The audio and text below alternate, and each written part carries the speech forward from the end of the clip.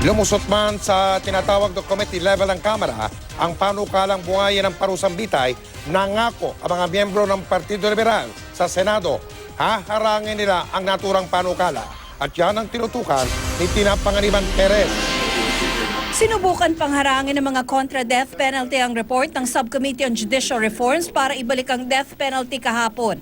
If these notices were sent and received last Tuesday, then I should have been informed. Those who received were not properly identified. It simply has a recommendation for approval, a mention of the authors of the different House bills. Nadamay sa debate pati si Satanas. Kung ang sa harapan mo ay si Satanas na mismo, oh my God, bigyan mo naman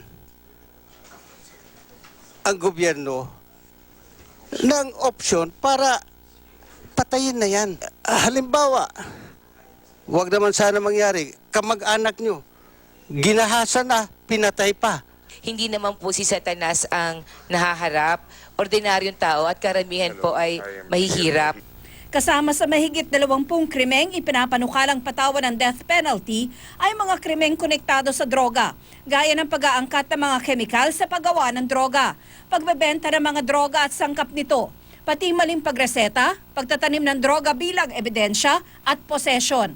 Sa panukala, 10 gramo lang ng shabu, opium, morphine, heroin, cocaine o cocaine hydrochloride, marijuana resin o marijuana resin oil, ecstasy at LSD, pati ng 500 grams ng marijuana, pwede ng patawan ng parusang kamatayan.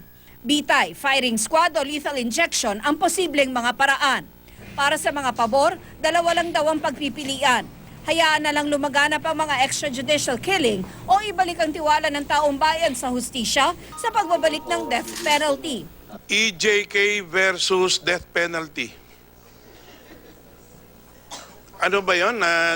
Don't you realize that people had probably gone, parang nawalan na, sobra nang walang tiwala sa hustisya, yung mga tao.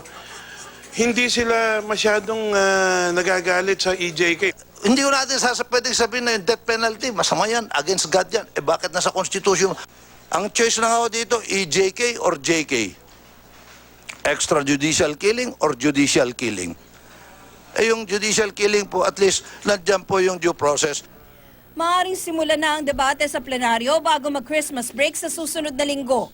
Ang mga miyembro ng Liberal Party na bahagi ng supermajority sa Senado nangakong haharangin ang panukalang batas. Si Lingayen Archbishop Socrates Villegas, presidente ng Catholic Bishops' Conference of the Philippines, tinawag na isang trahedya ang pagmamadali di umano ng Kongreso na maipasa ang batas para maibalik ang death penalty.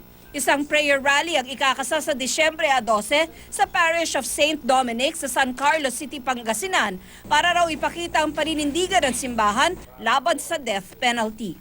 Tina Panganiban Perez, nakatutok, 24 oras.